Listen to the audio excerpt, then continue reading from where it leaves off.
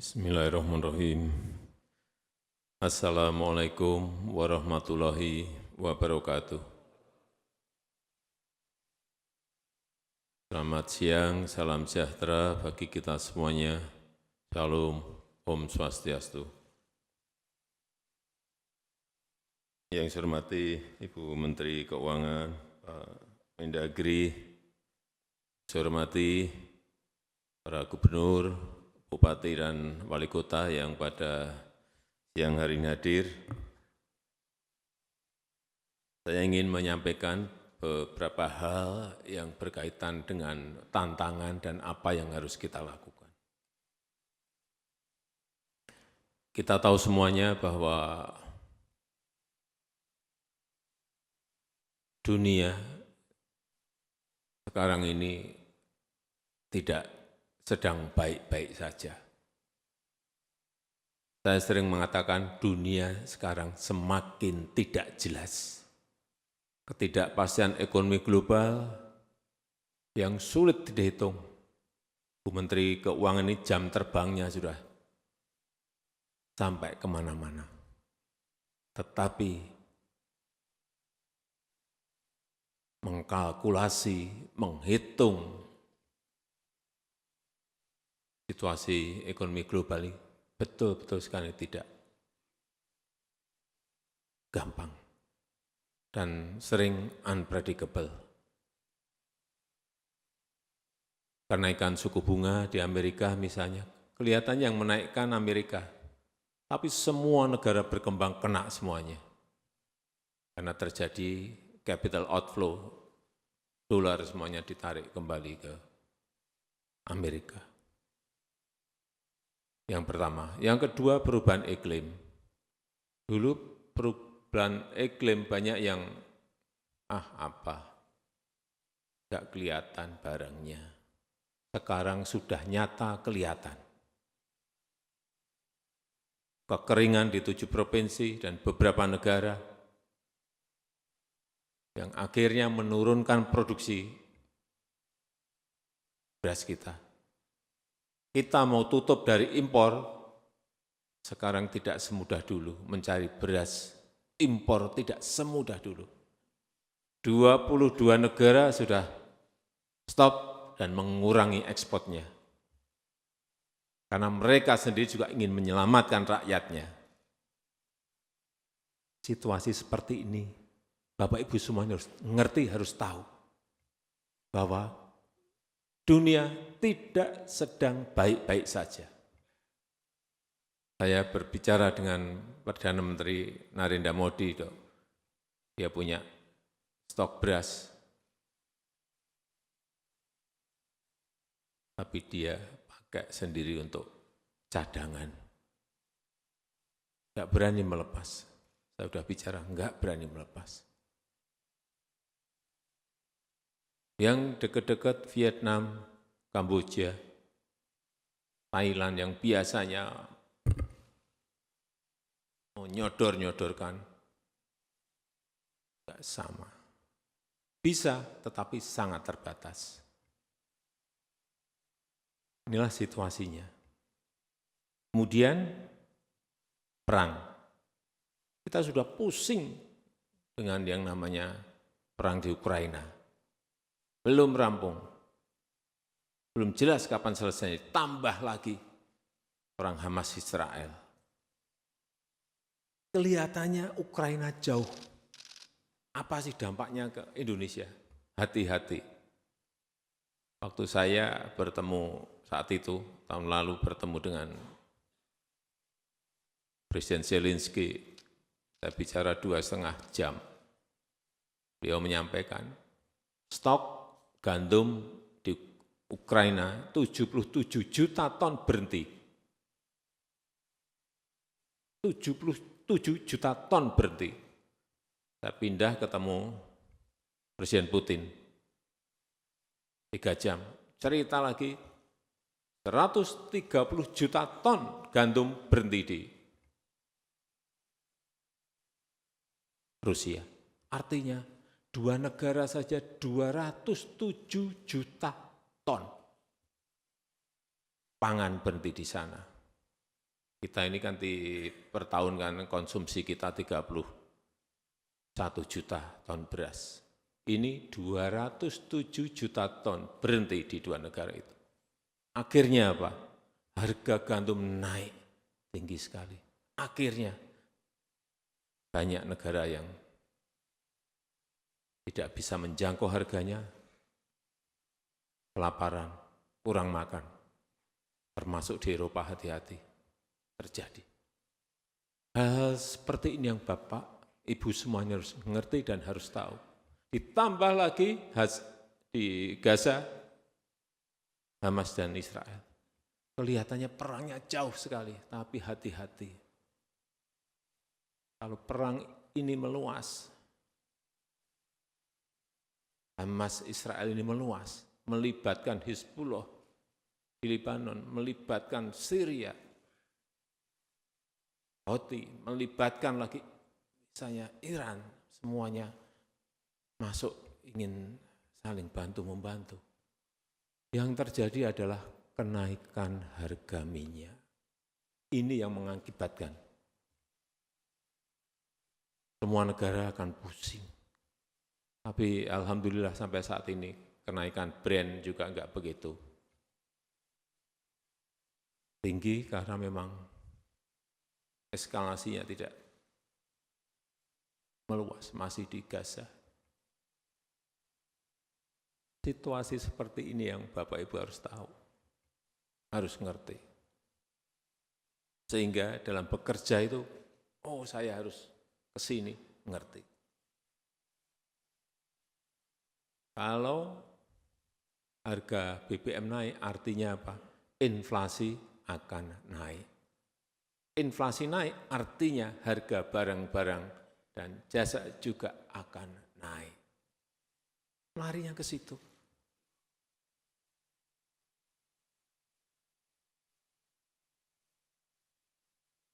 Kita sendiri 7 provinsi kena super El Nino, produksi turun. Inilah yang harus semuanya waspada dan tidak menganggap situasinya biasa-biasa saja. Hati-hati, saya cek terakhir, beras sudah naik 19,8%. Year to date. Kalau month to date, 2,5% naik. Hati-hati, kalau pemerintah daerah memiliki kemampuan segera intervensi agar inflasi untuk bahan pangan ini tidak semakin naik, harus dihentikan kalau ada hal-hal seperti itu. Oleh sebab itu yang namanya lihat pasar itu penting. Lihat pasar, lihat stoknya di kabupaten, di kota, di provinsi, cek, lihat. Jangan terjebak rutinitas sehari-hari, administrasi sehari-hari. Yang penting-penting itu kita harus cek terlebih dahulu, ini beres baru ngerjain administrasi.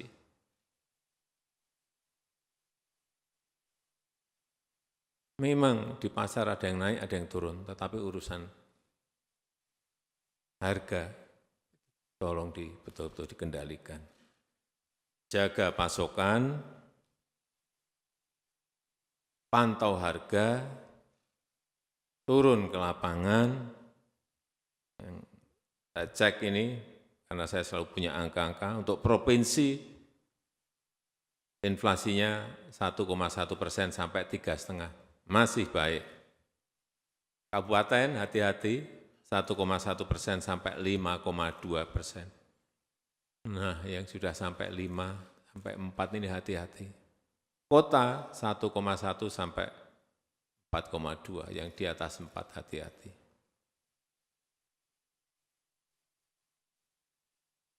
Karena sebetulnya anggaran tak terduga itu bisa dipakai untuk mengatasi inflasi. Betul Bu Menkyu, boleh. Pak Mendagri boleh. Payung hukumnya ada. Payung hukumnya sudah ada. Artinya saya menanyakan bahwa itu sudah ada payung hukumnya, jangan ragu-ragu menggunakan anggaran tak terduga. Apabila yang namanya inflasi itu naik, apabila ada harga-harga itu naik secara drastis, segera gerojok pasokannya. Ini kadang-kadang ya supply dan demand. Demandnya tetap, supply-nya enggak ada. Carikan dong. Langsung ke pokoknya, ke tempat produksinya. Bawang merah misalnya, kok di kabupatenku kok naik. Cari langsung ke Brebes. Misalnya. Beras kok naik, cari stok di kabupaten yang memiliki surplus beras. Sehingga beras menjadi terkendali. Dengan menggunakan anggaran tak terduga. Yang di-cover apanya? Biaya transportasinya. Biaya transportasi tanggung oleh Pemda. Dah. Biar harganya sama dengan harga diproduksi.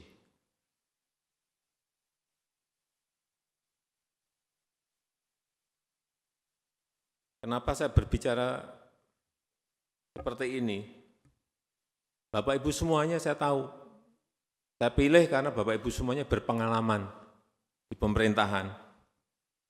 Dan Bapak Ibu juga tidak memiliki beban politik. Ya kan? Jadi gubernur, jadi wali kota, jadi bupati, nggak keluar ongkos. Seperti yang kalau itu yang berlaga di pilkada dulu, di pilgub, di pilwakot, di pil bupati.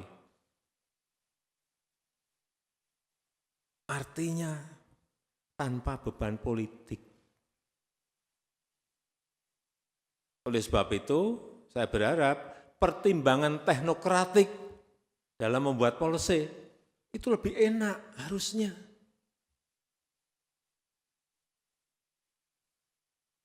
Harusnya buat terobosan policy harusnya lebih gampang. Harusnya Bapak Ibu bisa menentukan prioritasnya di sebelah mana. Kerja itu prioritas harus jelas dong. Dengan rutinitas saja. Orientasinya orientasi hasil. Prosedur itu mengikuti, tapi orientasi hasil. Dan lakukan terobosan-terobosan. Kerja fokus saja udah. Urusan yang penting itu harus. Tumbuhan ekonomi, inflasi, itu hal-hal penting yang pokok yang harus kita. Oleh sebab itu, sekali lagi, yang pertama, saya ulang lagi, kendalikan inflasi. Jaga stabilitas harga barang-barang kebutuhan pokok utamanya. Pantau harga real di pasar, turun ke lapangan. Jika ada masalah, lakukan intervensi, seperti tadi saya sampaikan, subsidi angkutan, bisa dilakukan. Yang kedua, urusan dampak super El Nino bagi penurunan produksi komoditas utamanya bahan pokok di daerah Bapak Ibu semuanya. Betul-betul harus dilihat. Meskipun ini sudah mulai hujan, tetap saya perlu sampaikan waspadai potensi kebakaran. Masih kecil segera selesaikan. Kalau kira-kira diperkirakan tidak mampu menyelesaikan, segera sampaikan ke BNPB pusat. Hati-hati mengenai ini. Yang ketiga, yang namanya pertumbuhan ekonomi itu sangat dipengaruhi oleh yang namanya investasi, yang namanya iklim investasi. Bantu investor, utamanya dalam pelayanan perizinan. Jangan sampai urusan izin sampai berbulan-bulan. Izin itu supaya Bapak Ibu tahu, di Uni Emirat Arab, nggak ada 30 menit jadi. Selesai. Tidak ada 30 menit sudah selesai, sudah jadi. Dan itu saya alami. Itu sudah 23 tahun. Saya investasi di sana, saya datang ke kantor perekonomian, datang menyerahkan syarat, Bapak pergi ke gedung sebelah, ke notariat, saya ke sana, tanda tangan. Di sana suruh balik lagi, Bapak balik lagi ke meja yang tadi Bapak datang, saya datang, izin sudah diberikan. Saya bisa bangun pabrik, membuat kantor, membangun showroom, semuanya bisa, membangun gudang, semuanya bisa. Tidak ada 30 menit. Gimana kita mau bersaing kalau izin masih berbulan-bulan? Meja ini, meja ini, meja ini, meja ini, meja ini. Seperti itu yang Bapak Gubernur, Bapak Ibu Gubernur, Bapak Ibu Bupati, Wali Kota selesaikan. Karena investasi itu rebutan, semua negara sekarang ini rebutan. Dalam rangka apa? Pertumbuhan ekonomi negaranya. Rebutan, nah, sudah masuk ke sini kok malah kita buat ruwet. Kita yang membuat mereka bisa balik badan. Sederhanakan prosedur, fasilitasi, jaga tata kelola. Jangan ada pungutan. Karena ini juga akan membuka lapangan kerja. Kenapa direbutkan semua negara? Karena investasi itu membuka lapangan kerja.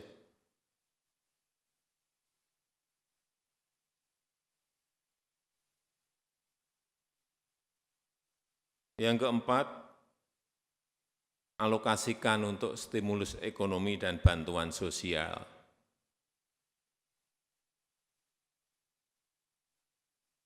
Kalau kondisi seperti ini, harga beras naik, Bapak Ibu semuanya keluarkan yang namanya bantuan sosial. Pasar murah. Seperti sekarang dilakukan oleh pemerintah pusat. Kalau ini pemerintah pusat memberikan bantuan 10 kilo beras per bulan. Sudah di April, Mei, Juni, tambah lagi September, Oktober, November. Dan kita putuskan lagi tambah Desember, sampai Desember 10 kilo 10. Pemerintah pusat memberikan itu. Pemerintah provinsi memberikan, mampunya berapa? 5 kilo, 5 kilo. Pemerintah kabupaten kota memberikan 5 kilo. Rampung. Kalau bareng-bareng seperti itu. Rakyat itu adem.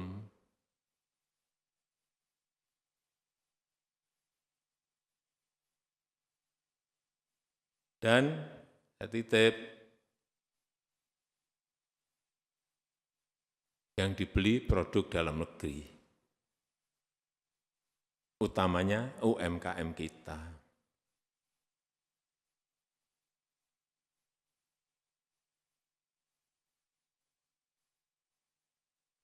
Yang kelima, dukung program prioritas pemerintah. Penurunan kemiskinan ekstrim, pemberantasan stunting, hilirisasi industri, berikan dukungan penuh pada program-program ini.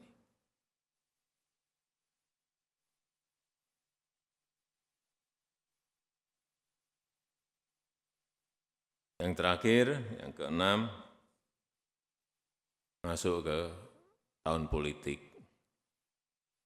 pemilu. Saya minta Gubernur, Bapak Ibu Bupati, Wali Kota, berikan dukungan pada tugas-tugas KPUD dan Bawaslu. Tapi tidak mengintervensi apapun, membantu. anggaran segera disegerakan.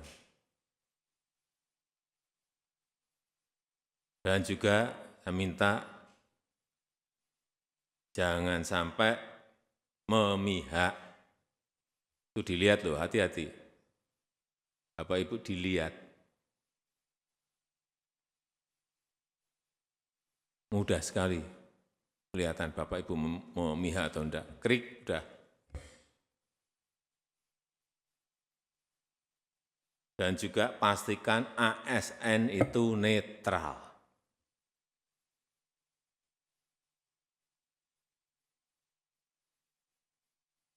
Yang terakhir, menjaga kerukunan di tingkat bawah.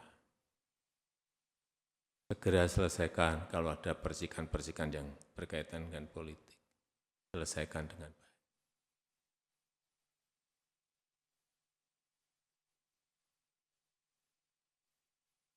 Saya akan terus mengikuti kerja dan tugas Bapak Ibu semuanya.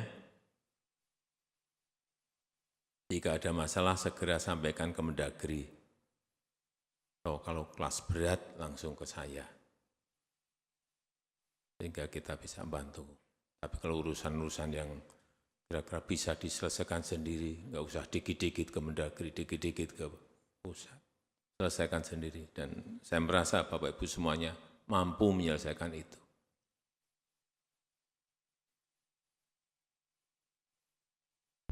Pak Gubernur, Bupati, dan Wali Kota ini dievaluasi berapa bulan sekali sih evaluasinya?